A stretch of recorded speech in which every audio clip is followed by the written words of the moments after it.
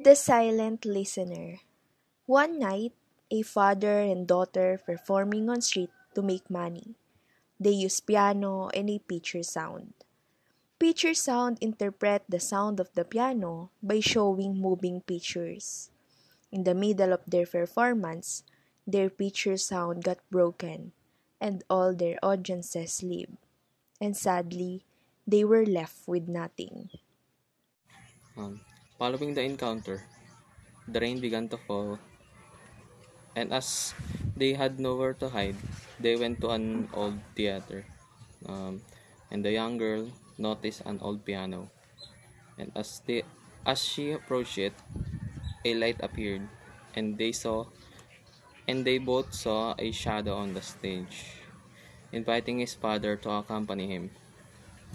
The father came along with the shadow, and when he entered, he went to different bad scenario.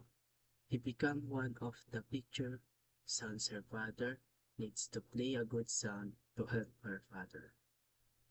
Until the father entered a good scenario wherein they become a successful performance with a large audience.